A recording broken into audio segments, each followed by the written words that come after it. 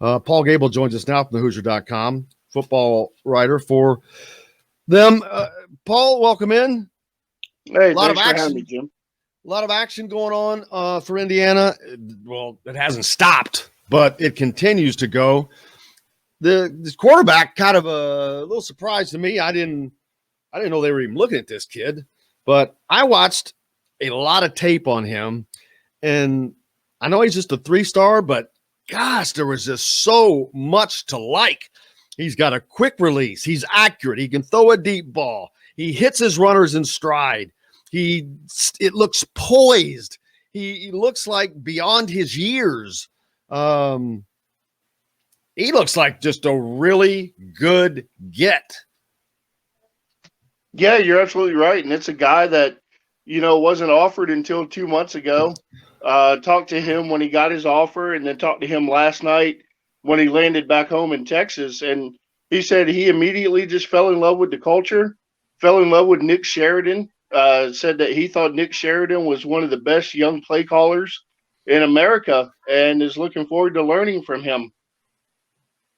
Well, yeah, I saw that, and the entire, and there's other things where the entire staff has been lifted up, but having coaches like Charlton Warren come in, like everybody that's coming in, whether you're a quarterback and that's the DC, or whether it's the running backs coach, I don't think it matters, because that matters to them. They see the elevation of the staff, of everything. And obviously he saw it when he got here, but man, it is, we're waiting. Fans are waiting for that payoff, for that recruiting payoff.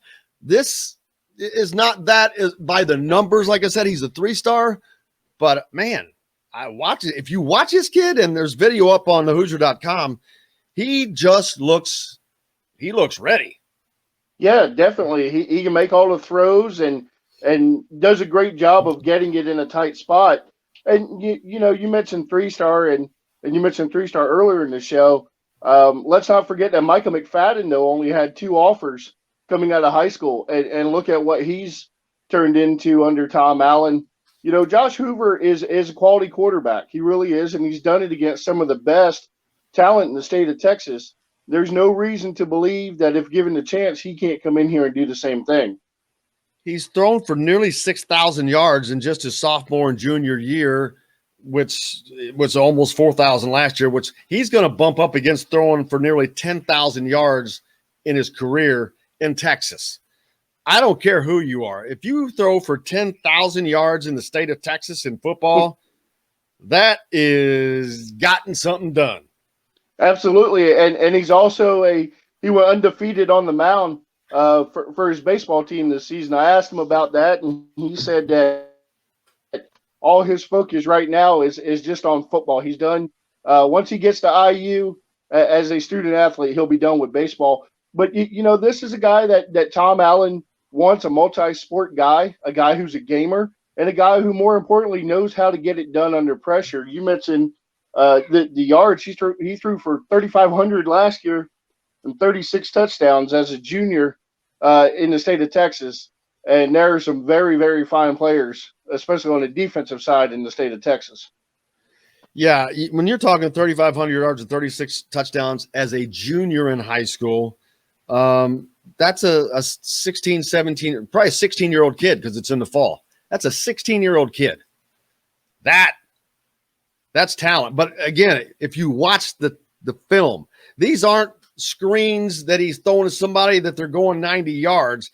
He's throwing dimes downfield. He's hitting guys, but more importantly, I watched a lot of throws, and 90% of them were in the place where only the receiver could get to it.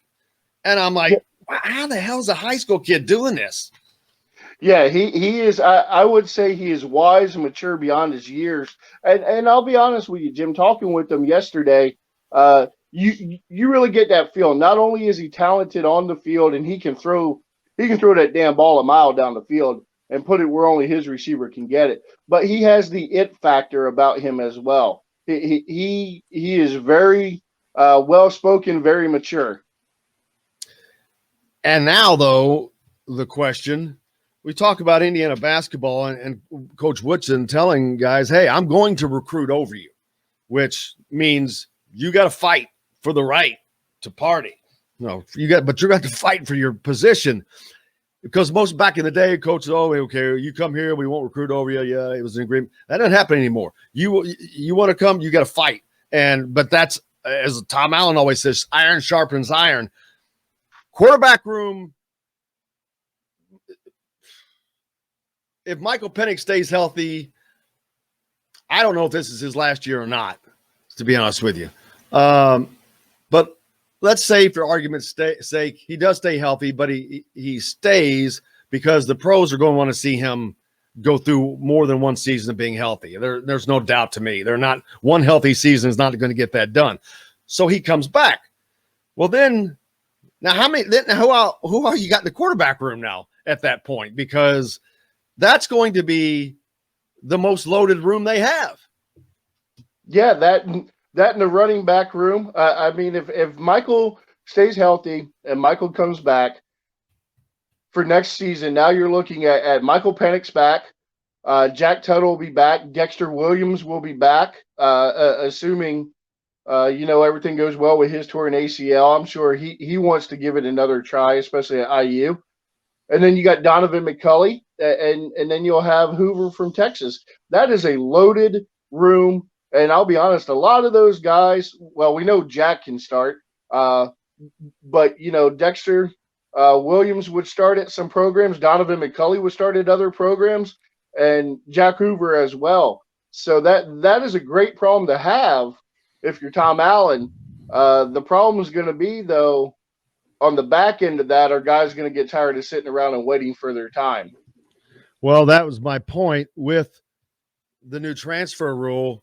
Once we get past this season, if Michael Penix stays healthy, there's no way I see Jack Tuttle staying for another backup season, even though up till now being behind Michael Penix is usually a guarantee to play. But and I don't mean that negatively. It just is how it's turned out, unfortunately, for Michael Penix for 3 seasons. But, if he gets through the season healthy, I just don't know if I see Tuttle coming. And that's stuff down the road. But you got to look down the road. When you see something like this come in, I'm like, oh, wow, okay, you got Donovan McCulley coming in too. So you got 2 good ones coming in.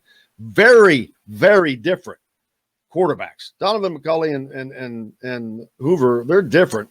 But Tom Allen has seemed to prefer the McCulley type, the dual threat quarterbacks. But Michael Penix, of course, could be that, but they don't want him to be that because of getting hurt. Jack Tuttle is not necessarily that, but he's got the toughness that he can take the hits. We've seen that. So between Donovan McCulley and Hoover, they're 2 different types of quarterbacks.